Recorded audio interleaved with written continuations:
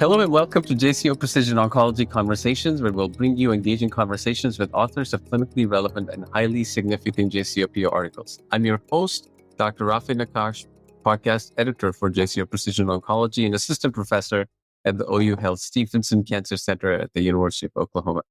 Today, we are excited to be joined by Dr. Timothy Showalter, Chief Medical Officer at Artera and Professor of Radiation Oncology at the University of Virginia and author of the JCO Precision Oncology article entitled Digital Pathology-Based Multimodal Artificial Intelligence Scores and Outcomes in a Randomized Phase 3 Trial in Men with Non-Metastatic Castration-Resistant Prostate Cancer.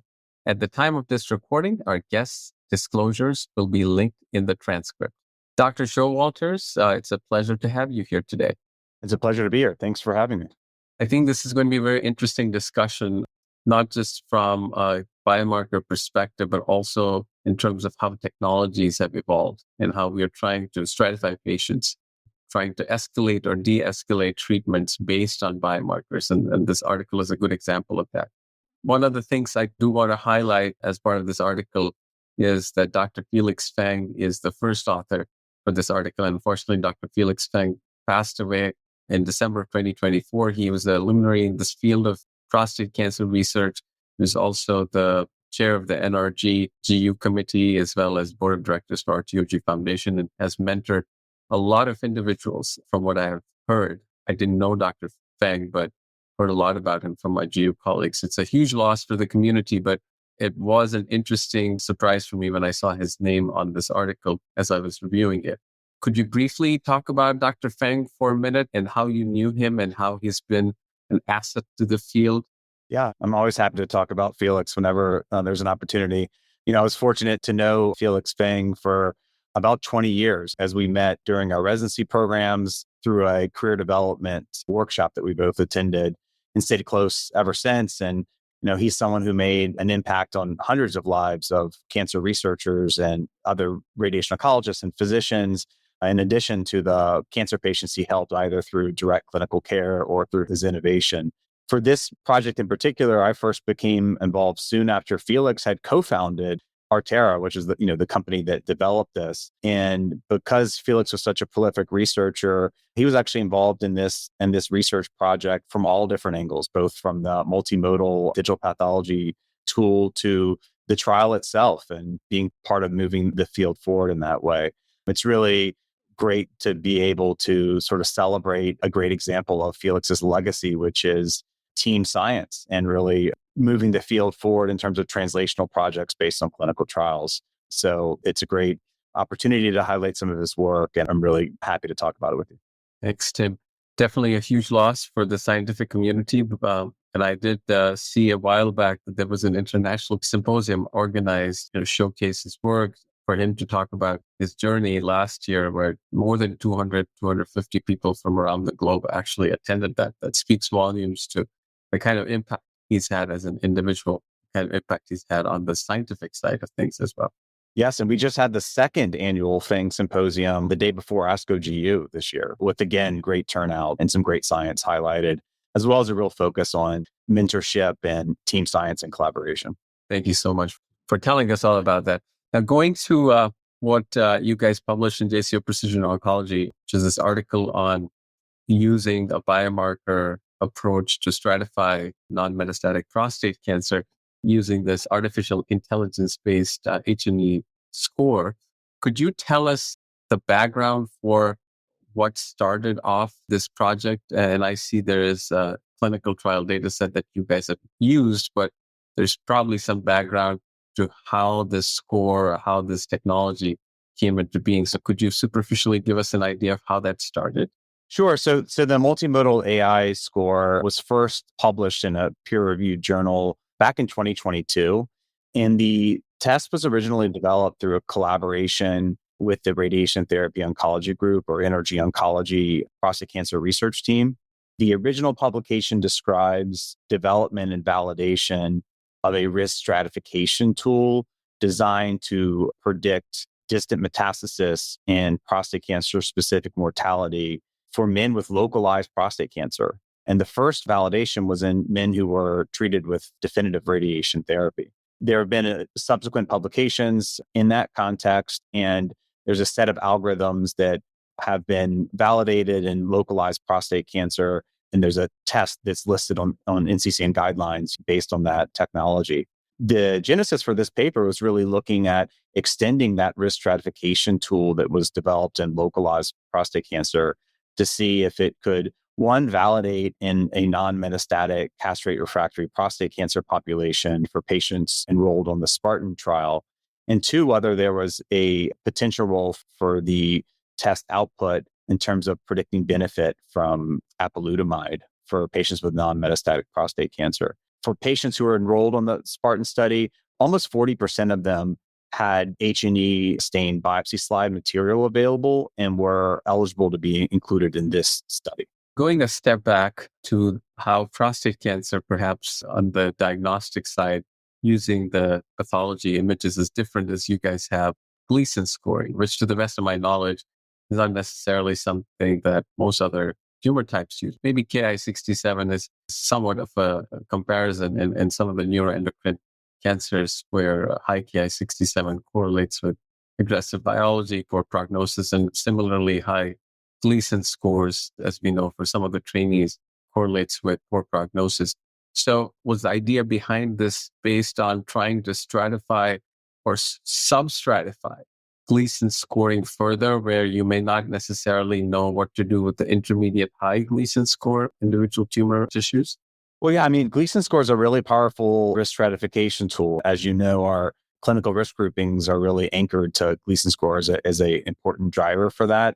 And while that's a powerful tool, I think, some of the original recognition for applying computer vision AI into this context is that there are likely many other features located in the morphology that can be used to build a prognostic model. Going back to the genesis of the discovery project for the multimodal AI model, I think Felix Feng would have described it as doing with digital pathology and computer vision AI what can otherwise be done with gene expression testing. He would have approached it from a genomic perspective. That's what the idea was. So it's along the line of what you're saying, which is to think about assigning a stronger Gleason score. But I think really more broadly, the motivation was to come up with an advanced complementary risk stratification tool that can be used in conjunction with clinical risk factors to help make better therapy recommendations potentially. So that was the motivation behind it. Sure. And one of the, I think, other important teaching points we try to think about trainees, of course, who are listening to this podcast is trying to differentiate between prognostic and predictive scores. So highlighting the results that you guys show in relation to the MMAI score, the digital pathology score, and outcomes as far as survival, as well as outcomes in general. Could you try to help the listeners understand difference between the prognostic aspect of this test and the predictive aspect of this test? So let me recap for the listeners what we found in the study and how it kind of fits into the prognostic and the predictive insights. So one, as I mentioned before, this is ultimately a model that was developed and validated for localized prostate cancer for risk stratification.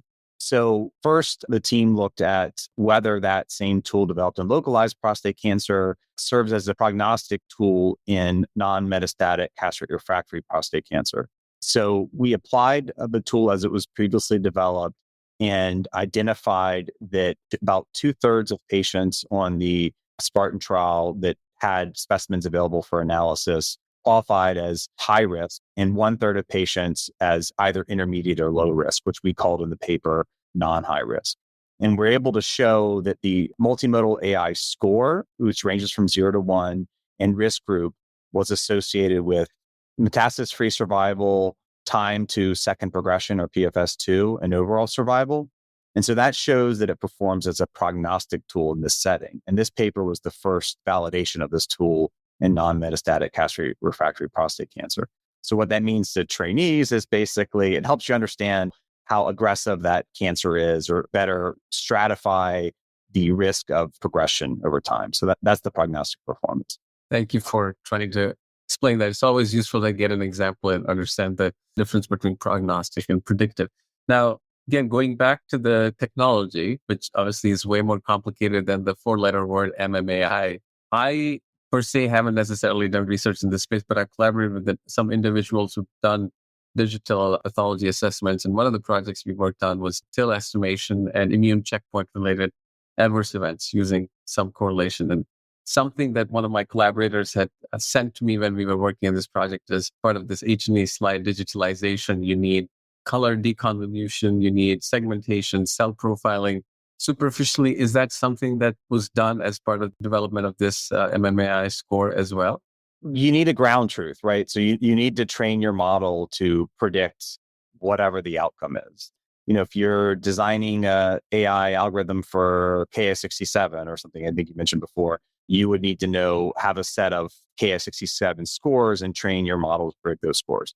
In this case, the clinical annotation for how we develop the multimodal AI algorithm is the clinical endpoints. So going back to how this tool was developed, the computer vision AI model is interpreting a set of features on the scan. And what it's trying to do is identify high-risk features and make a map that would ultimately predict clinical outcomes. So it's a little bit different than the many digital pathology algorithms where the AI is being trained to predict a particular morphological finding. In this case, the ground truth that the model is trained to predict is the clinical outcome. Sure. And from what you explained earlier, obviously, tumors that had a high MMAI score were the ones that were benefiting the most from the ADT plus the apalutamide.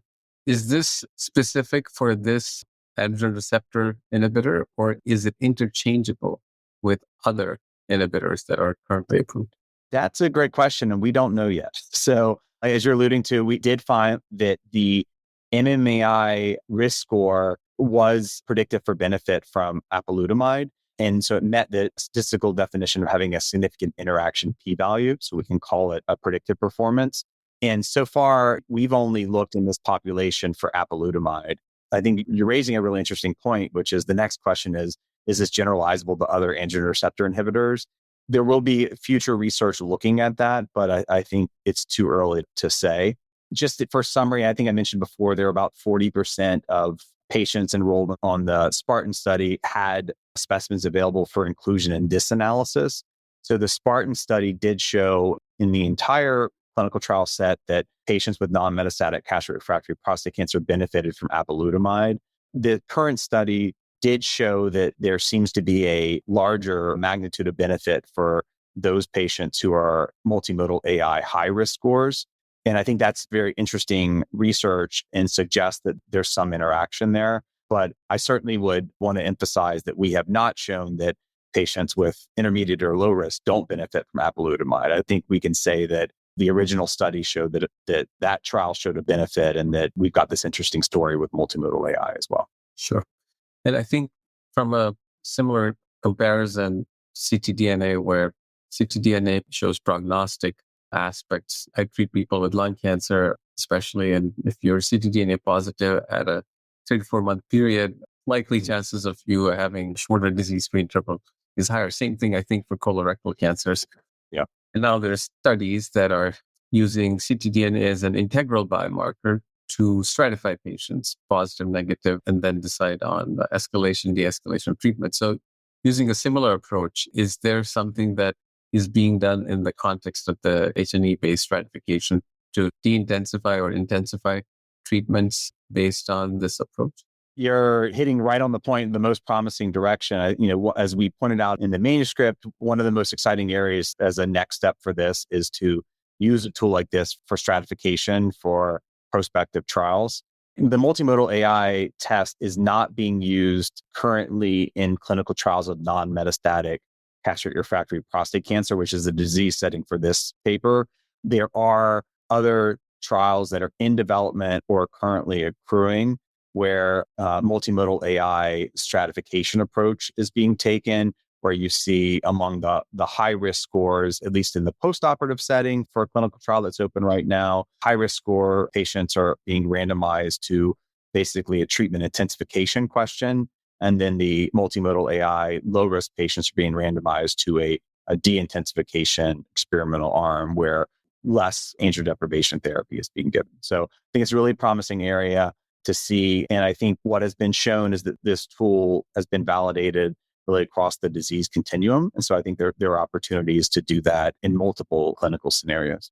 And then moving on to the technological advancements, very fascinating how we've kind of evolved for the last 10 years, perhaps from DNA-based biomarkers to RNA expression and now H&E. And when you look at cost savings, if you were to think of H&E as a simpler, easier methodology, perhaps with the limitations that centers need to digitalize their slides, probably will have more cost savings. But in your experience, as you've tried to navigate this H&E aspect of trying to either develop the model or validate the model, what are some of the logistics that you've experienced can be a challenge as we evolve in this biomarker space? How can centers try to tackle those challenges early on in terms of digitalizing data, whether it's simple data or slides for that matter? I think there's two main areas to cover. One, I think that the push towards digitalization is going to be, I think, really driven by increasing availability and access to augmentative technologies like this multimodal AI technology, where it's really adding some sort of a clinical insight beyond what is going to be generated through routine human diagnostic pathology. I think that when you can get these sort of algorithms for patient care and have them so readily accessible with a fast turnaround time, I think that's really going to drive the field forward. Right now in the United States, the latest data I've seen is that less than 10% of pathology labs have gone digital. So we're still at an early stage in that. I hope that this test and similar ones are part of that push to go more digital. The other, I think, more interesting challenge that's a technical challenge, but isn't about necessarily how you collect the data, but it certainly creates data volume challenges, is how do you deal with image robustness and sort of translating these tools into routine real world settings? And as you can imagine, there's a lot of variation for staining protocols, intensity, scanner variations, all these things that can affect the reliability of your test. And at least for this research group that I'm a part of that has developed this multimodal AI tool, can tell you that the development is sophisticated, but very data and energy intensive in terms of how to deal with making a tool that can be consistent across a whole range of image parameters. And so that presents its own challenges for dealing with a large amount of compute time and AI cycles to make robust algorithms like that. And practically speaking, I think moving into other diseases and making this widely available, the size of data required and the amount of cloud compute time will be a real challenge. Thank you for summarizing. I can say that definitely, this is maybe a small step in prostate cancer biomarker research, but perhaps a big step in the overall landscape of biomarker research in general. So definitely very interesting. Now, moving on to the next part of the discussion is more about you as a researcher, as an individual, your career path, if you can summarize that for us. And more interestingly, this intersection between being part of industry as well as academia for perhaps some of the listeners, trainees who might be thinking about what path they want to choose. Sure. So as you may know, I'm a professor at the University of Virginia, and I climbed the academic ladder and had a full research grant program and thought I'd be in academia forever. And my story is that along the way, I kind of by accident ended up founding a medical device company that was called Advaray. And that was related to NCI, SBIR funding. And I found myself as a company founder. And ultimately in that process, I started to learn about the opportunity to make an impact by being an innovator within the industry space. And that was really the starting point for me. About 4 years ago, soon after Felix Feng co-founded Artera, he called me and told me that he needed me to join the company. For those who were lucky to know Felix well, at that very moment, it was inevitable that I was going to join Artera and be a part of this. He was just so persuasive. So I will say, from my experience of being sort of in between the academic and industry area, it's been a really great opportunity for me to enter a space where there's another way of making an impact within cancer care. I've gotten to work with top-notch collaborators, work on great science, and be part of a team that's growing a company that can make technology like this available. Thank you so much, Tim, for sharing some of those thoughts and insights. We really appreciate you discussing this very interesting work with us, and also appreciate you submitting this to JCO Precision Oncology, and hopefully we'll see more of this as this space evolves and maybe perhaps bigger, better validation studies in the context of this test. Thank you for listening to JCO Precision Oncology Conversations. Don't forget to give us a rating or review, and be sure to subscribe so you never miss an episode. You can find all ASCO shows at asco.org/podcast. The purpose of this podcast is to educate and to inform. This is not a substitute for professional medical care and is not intended for use in the diagnosis or treatment of individual conditions.